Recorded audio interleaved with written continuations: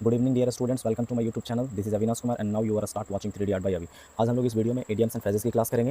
ये idioms and phrases का part 2 है। पार्ट 1 हम लोग अपने चैनल पे अपलोड कर चुके हैं। पार्ट 1 और पार्ट 2 के माध्यम से हम लोग एसएससी एमटीएस 2023 में जितने भी इडियम्स पूछे गए थे, टोटल 91 इडियम्स पूछे गए थे एसएससी एमटीएस 2023 के अंदर, और उन सभी इडियम्स को हम लोग पार्ट 1 और पार्ट 2 के माध्यम से क्लियर करने वाले हैं, जिसमें हमने पार्ट 1 को चैनल पे अपलोड कर दिया है।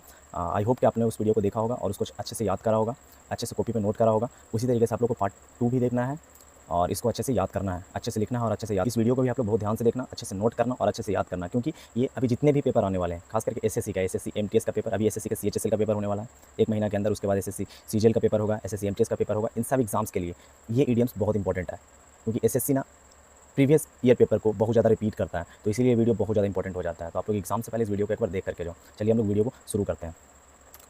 हमारा पहला इडियम है रेनिंग कैट्स एंड डॉग का मतलब होता है रेनिंग हैविली। रेनिंग हैविली का मतलब होता है बहुत ज़्यादा बारिश होना। रेनिंग कैट्स एंड डॉग का मतलब होता है बहुत ज़्यादा बारिश होना। हमारा दूसरा इडियम है break the ice. Break the ice का मतलब होता है to something that makes people do something, sorry यहाँ पे डू लिखा हुआ है, to do something that makes people who are meeting for the first time more comfortable. इसका मतलब होता है कि जब आप किसी व्यक्ति से पहली बार मिलते हो तो जब कोई व्यक्ति आपसे पहली बार मिलता है तो उसको कुछ ऐसा बोलना जिससे कि वो कंफर्टेबल फील करे। इसको हम लोग ऐसे लिखेंगे, ब्रेक द आइस का मतलब होता है कि जब कोई व्यक्ति आपसे पहली बार मिलता है तो उसको कुछ ऐसा बोल देना जिससे वो कंफर्टेबल फील करे या सुविधाजनक फील करे। जैसे मान लिया जाए आप कोई पार्टी में गए और कोई आपसे अनजान व्यक्ति मिला और वो आपका स्टेटस देखकर आपसे बात करने में हिचकिचा रहा है, तो आप उसको कुछ अच्छा बात बोल दो, कोई दोस्त टाइप बात बोल दो जिससे वो आपसे अच्छा से बात कर सके। वही होता है आपका break the ice. Break the ice का मतलब होता है आपका, इसको आप सिंपल लैंग्वेज में ऐसे भी समझ सकते हो, to start the conversation. Break the ice का मतलब टू स्टार्ट द कॉन्वर्सेशन का मतलब होता है बातचीत को शुरू करना। स्टार्ट द कॉन्वर्सेशन का मतलब बातचीत को शुरू करना। नेक्स्ट है आपका bigger fish to fry. Bigger fish to fry का मतलब होता है having something more important to care of. Having something more important to care of का मतलब होता है कि कुछ ज़्यादा महत्वपूर्ण चीज़ होना करने के लिए। Having something more important to care of का मतलब होता है कुछ ज़्यादा महत्वपूर्ण होना करने के लिए या कुछ ज़्यादा महत्वपूर्ण होना ध्यान देने के लिए। नेक्स्ट है आपका back against the wall. Back against the wall. Back against the wall का मतलब होता है stuck in a difficult circumstances with no escape. Stuck का मतलब होता है फंस जाना, डिफिकल्ट का मतलब मुश्किल, सर्कमस्टांसेस का मतलब हो गया स्थिति में, ठीक है ना। तो कोई मुश्किल स्थिति में फंस जाना विद नो स्केप, जहाँ बचने का कोई रास्ता ना हो। बैक अगेंस्ट द वॉल का मतलब होता है कि मुश्किल स्थिति में फंस जाना जहाँ पे बचने का कोई रास्ता ना हो। नेक्स्ट है आपका स्टॉमिना टिकअप। स्टॉमिना टिकअप का मतलब होता है much excitement over something trivial. Much excitement over something trivial. Trivial का मतलब होता है जिसका कम महत्व हो, है ना। एक्साइटमेंट का मतलब होता है उत्साहित होना, तो कोई छोटे चीज़ पे बहुत ज़्यादा उत्साहित हो जाना स्टॉमिना टिकअप का मतलब होता है। Much excitement over something trivial, मैंने कोई चीज़ जिसका कम महत्व है उस पर बहुत ज़्यादा एक्साइटमेंट हो जाना, या यूँ कह सकते हो कि छोटी बात पे बहुत ज़्यादा एक्साइटेड हो जाना। मानो कि आप एसएससी सीजीएल का तैयारी करना शुरू करे हो और टाइम एंड वर्क चैप्टर पढ़े और एक चैप्टर आपको थोड़ा सा अच्छा से समझ में आया और आप कूदने लगे कि नहीं हमको तो बहुत चीज़ आ गया, बहुत ज़्यादा एक्साइटेड हो गए, है ना, बहुत ज़्यादा एक्साइटेड हो गए, तो उसी को कहा जाता है स्टॉमिना टिकअप। मैंने छोटा सा बात पर बहुत ज़्यादा उत्साहित हो जाना। स्टॉमिना टिकअप का मतलब होता है छोटी सी बात पर बहुत ज़्यादा उत्साहित हो जाना। नेक्स्ट आपका back to square one. Back to square one. Back to square का मतलब होता है having to start all over again. Having to start all over again मैंने सब कुछ फिर से शुरू करना। बैक टू स्क्वायर का मतलब होता है having to start all over again, मैंने सब कुछ फिर से शुरू करना। नेक्स्ट है आपका the best of both worlds. The best of both worlds का मतलब होता है बेनिफिट्स ऑफ डिफरेंट सिचुएशन, मतलब अलग अलग सिचुएशन से लाभ लेना। बेनिफिट्स ऑफ डिफरेंट सिचुएशन का मतलब होता है अलग अलग सिचुएशन से या अलग अलग स्थिति से बेनिफिट लेना, लाभ लेना। नेक्स्ट है आपका a ball of fire. A ball of fire का मतलब होता है an active and energetic person. An active and energetic person का मतलब हो गया फुर्तीला एवं उत्साहित व्यक्ति। फुर्तीला एवं उत्साहित व्यक्ति। अगला है आपका get your act together. Get your act together का मतलब होता है get organised and do things better. Get organised and do things better. Organised का मतलब होता है एक साथ होना एंड डू थिंग्स बेटर का मतलब होता है चीज़ों को अच्छे से करना। तो इसका मतलब हो जाएगा एक साथ होकर के चीज़ों को अच्छे से करना। गेट योर एक्ट टुगेदर का मतलब हो गया कि एक साथ होकर के चीज़ों को अच्छे से करना। नेक्स्ट है आपका keep your ear to the ground. Keep your ear to the ground. Keep your ear to the ground का मतलब होता है to pay attention to everything. To pay attention to everything.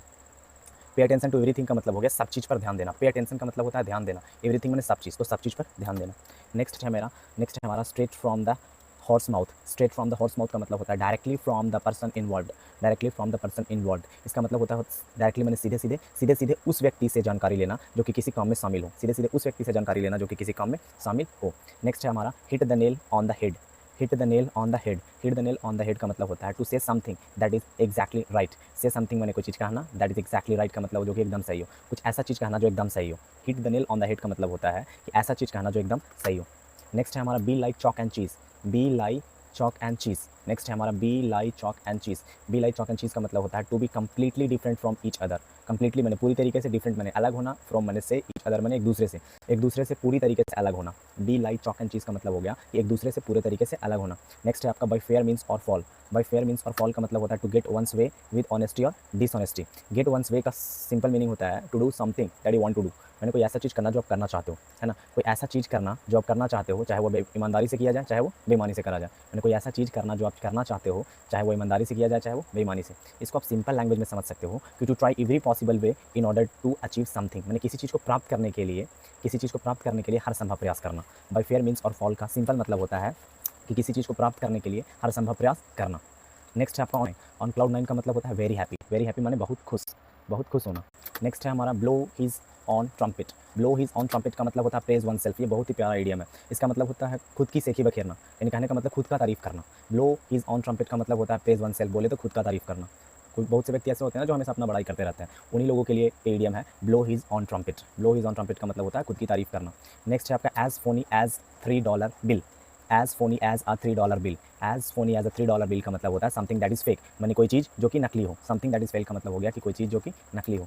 Next है आपका into hot water. Into hot water का मतलब होता है इनटू ट्रबल। इनटू ट्रबल का मतलब होता है परेशानी में।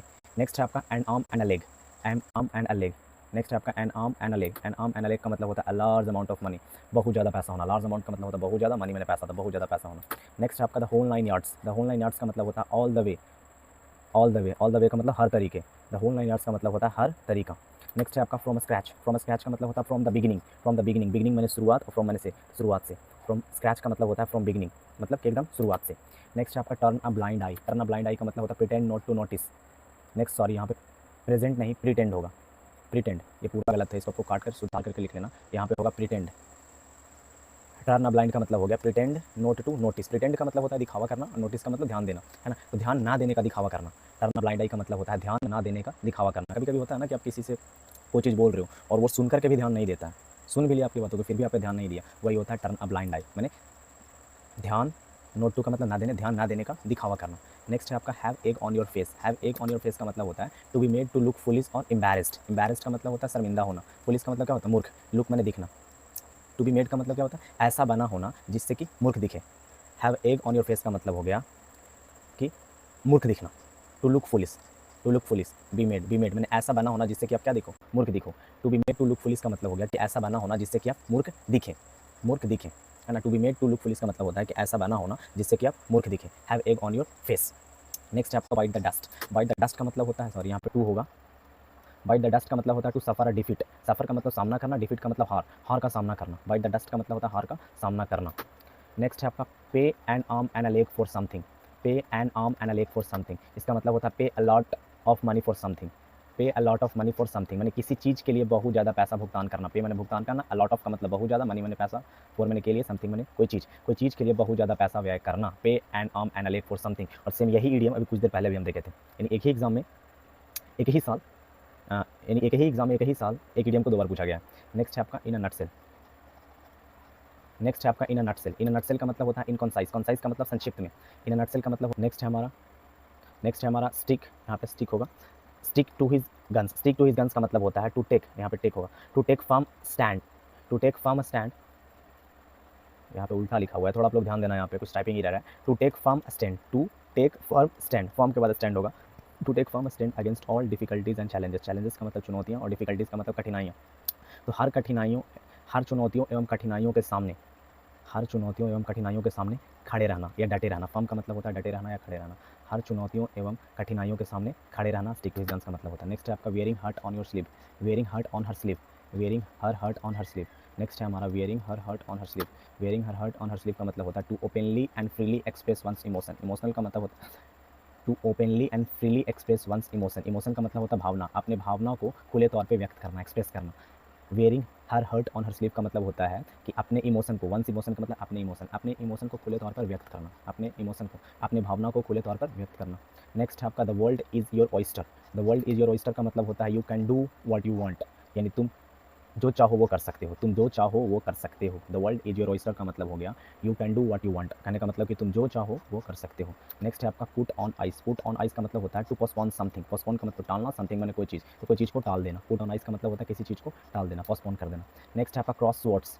क्रॉस स्वॉर्ड्स, क्रॉस स्वॉर्ड्स का मतलब होता है टू फाइट, लड़ाई करना या झगड़ा करना। क्रॉस स्वॉर्ड्स का मतलब लड़ाई करना या झगड़ा करना। नेक्स्ट है आपका cool as a cucumber. Cool as a cucumber का मतलब हो गया स्टे काम एंड कंपोज। काम मैंने भी शांत रहना, कंपोज मैंने भी शांत रहना, स्टे मैंने रहना, ठीक है ना। तो स्टे काम एंड कंपोज का मतलब हो गया शांत रहना। कूल एज अ ककम्बर मैंने शांत रहना। नेक्स्ट है आपका putting all your eggs in one basket. Putting all your eggs in one basket का मतलब हो गया put all efforts into doing one thing. Doing one thing का मतलब एक चीज़ को करने के लिए पुटिंग ऑल एफर्ट्स, यानी एक चीज़ को करने के लिए हर प्रयास को करना। Putting all your eggs in one basket का मतलब हो गया कि put all efforts into doing one thing, एक चीज़ को करने के लिए हर प्रयास को करना, एक चीज़ को करने के लिए हर प्रयास को करना। नेक्स्ट है आपका gate mixed up. Gate mixed up का मतलब हो गया कंफ्यूज। कंफ्यूज का मतलब उलझन में होना। गेट मिक्स्ड अप का मतलब कंफ्यूज, और कंफ्यूज मैंने उलझन में होना। नेक्स्ट है आपका castle in the air. Castle in the air का मतलब होता है unrealistic and impossible plan. Impossible मैंने असंभव, और प्लान मैंने योजना। तो असंभव योजना या अवास्तविक योजना। अनरियलिस्टिक का मतलब क्या हो गया, अवास्तविक योजना। या फिर कास्टल इन द एयर का मतलब सिंपल मतलब होता है ना कि दिन में सपने देखना। कास्टल इन द एयर का मतलब होता है दिन में सपने देखना। जैसे मान लिया कोई व्यक्ति ऐसे बैठ के इमेजिन कर रहा हो कि काश उसको 1 करोड़ रुपया मिल जाए तो वो ये कर लेगा, वो कर लेगा, वही होता है आपका castle in the air. Castle in the air का मतलब होता है इम्पॉसिबल प्लान बनाना। इम्पॉसिबल प्लान बनाना यानी असंभव योजना बनाना। नेक्स्ट आपका bone to pick. Bone to pick का मतलब हो गया to be angry about something and want to discuss it. To be angry about something and want to discuss it, कहने का मतलब कि किसी चीज़ को लेकर के गुस्सा होना और उस पर बातचीत चाहना। किसी चीज़ को लेकर के गुस्सा होना और उस पर बातचीत करने की चाह रखना। वांट मैंने चाह रखना। To be angry about something and want to discuss it का मतलब हुआ कि किसी चीज़ को लेकर के गुस्सा होना और उस पर बातचीत करने की चाह रखना।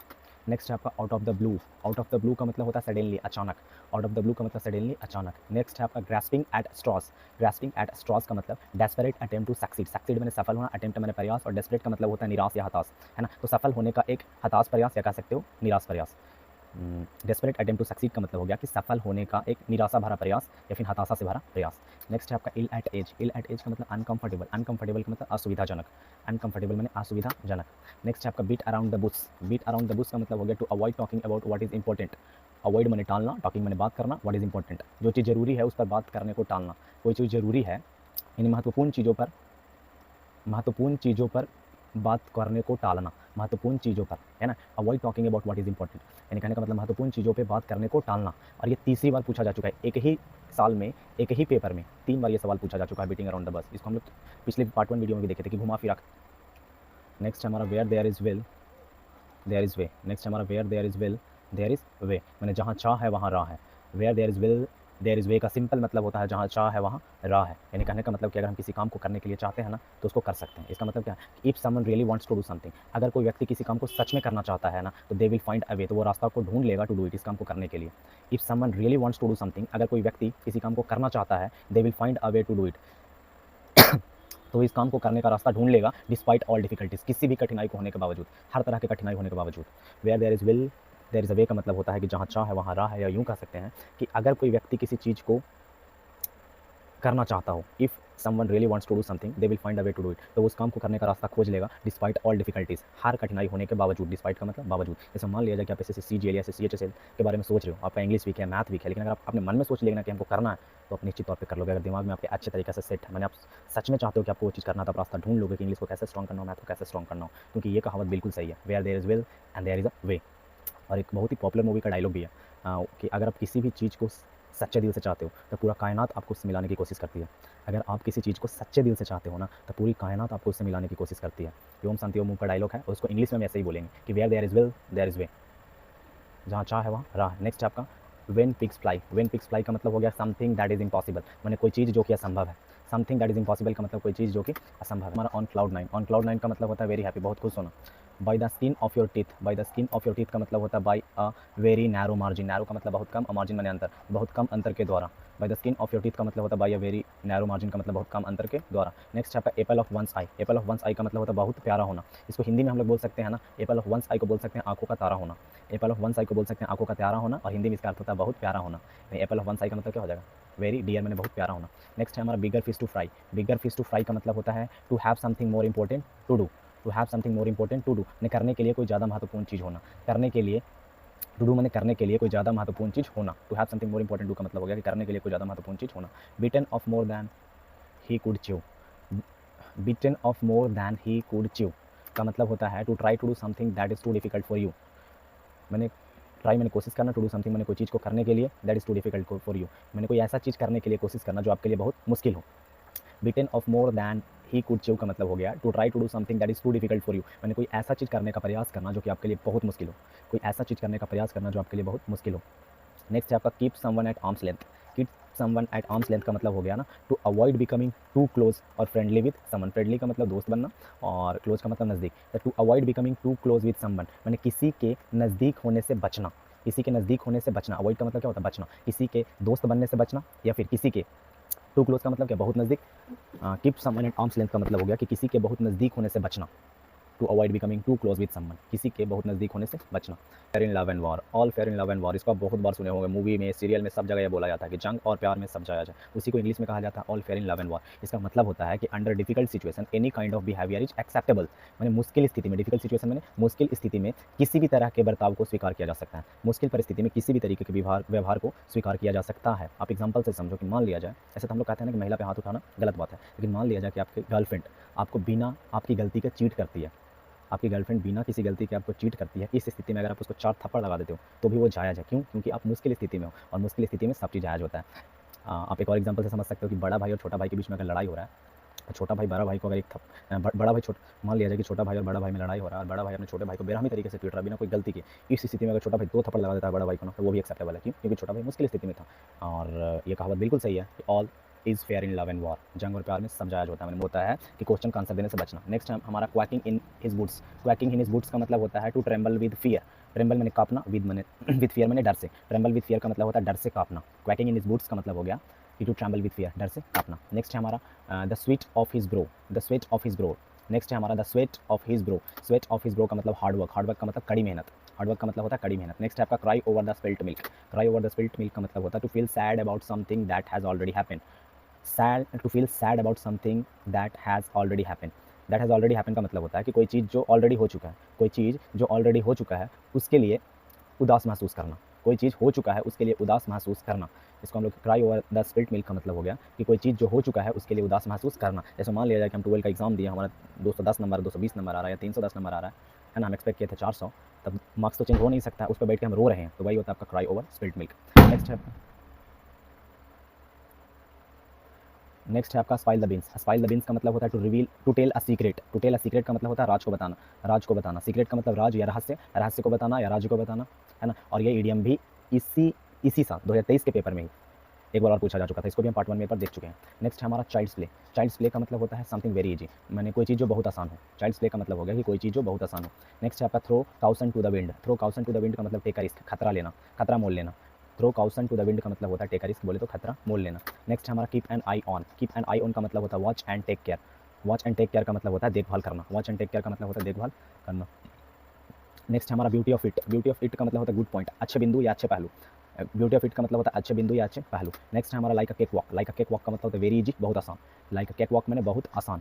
नेक्स्ट है आपका once in a blue moon. ये भी बहुत ही प्यारा आइडियम है, इसका मतलब होता है वेरी रेयरली, मैंने कभी कभार। वेरी रेयरली का मतलब क्या? वेरी रेयरली का मतलब होता है कभी कभार। और once in a blue moon को हम लोग हिंदी में वैसे बोल सकते हैं ना कि ईद का चांद हो जाना, जो हम लोग हिंदी में बोलते हैं ना ईद का चांद हो जाना, उसी को कहा जाता है हमारा once in a blue moon. Once in a blue moon मैंने कभी कभार दिखाई देना, कभी कभार दिखाई देना। इस प्रकार हमने टोटल एसएससी एमटीएस के 27 शिफ्ट में जितने भी ईडीएम पूछे गए थे, टोटल 91 ईडीएम पूछे गए थे, उन 91 ईडीएम्स को हम लोगों ने अच्छे से समझा। आई होप कि आपको ये अच्छा से समझ में आया होगा। आप लोग इसको अच्छे से कॉपी में लिखना और इसको अच्छे से याद करना, है ना, क्योंकि आपके जितने भी एग्जाम उन सब एग्जाम्स के लिए बहुत इंपॉर्टेंट। और ग्रामर के कोई टॉपिक, अगर आपको ग्रामर को कोई टॉपिक को लेकर के दिक्कत है, अगर आपको ग्रामर का कोई टॉपिक को लेकर के दिक्कत है तो आप लोग कमेंट में मेंशन करो, मैं उस पर वीडियो जरूर बनाऊंगा। और अगर आप लोग को वीडियो अच्छा लगा तो चैनल को सब्सक्राइब करें, वीडियो को लाइक करें और अपने दोस्तों के साथ शेयर करें। Thank you.